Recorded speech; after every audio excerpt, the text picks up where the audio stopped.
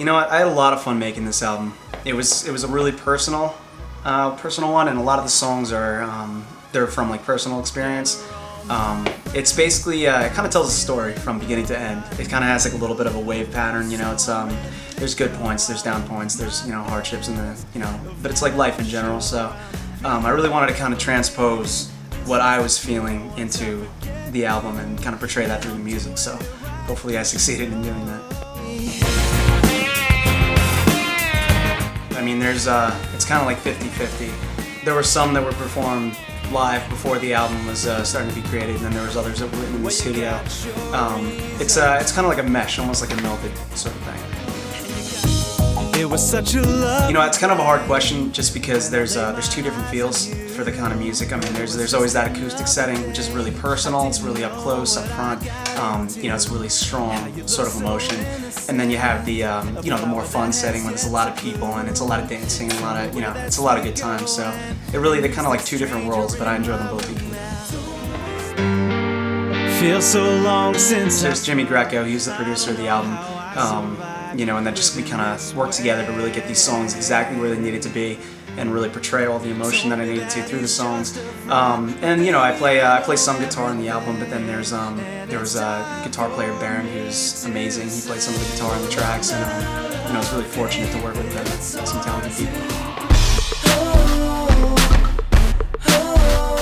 With the storytelling in this album, when it comes to lyric-wise, I mean, it's pretty much all stemmed from like personal experience. The ups and downs in life. It's a lot of it has to do with my personal life, but then at the same time, some of the songs were written for fun.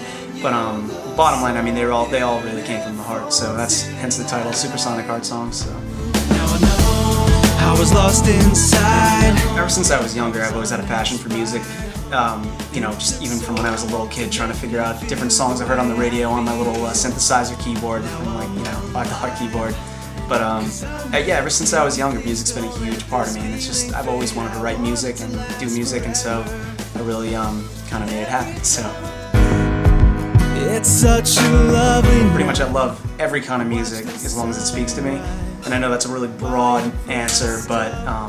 A lot of it just has to do with the type of song that's written, and it could be anything from heavy metal to light jazz. It's just it kind of just all melds into like my personal emotions towards the song, and vice versa. So. You make me crazy, babe. When it comes to the songs, it's not really the same for every song. Every song kind of has a different sort of process, and it's almost like chaotic in a sense, just because there's always that direction, there's always that vision, but how it comes about is sort of like a magical sort of compulsion. Basically, and it was like some songs I've written the lyrics first, and then kind of formulated a tune with Jimmy ahead of time, and then other songs the tune will be written first, and I kind of listen to it and then write how I feel about the music.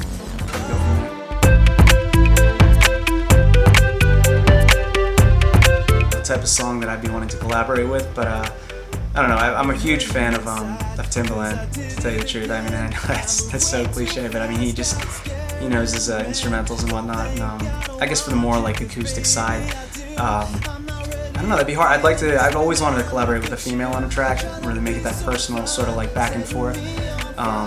Right now, I'm a huge fan of Katy Perry. So yeah. When it comes to promotion, marketing through like viral, through internet and whatnot, as opposed to old ways and conventional, in a record store. It poses its challenges, but at the same time, it's not something that can't be worked with. There's pros and cons to everything, and the amount of accessibility people have to music these days. Instead of driving down to their local record shop, they can hop online and then look at the new artist on MySpace and really hear what they want to hear immediately. When the song comes, the differentiation between like a solo artist and working with a band. There's two different kinds of feels to it.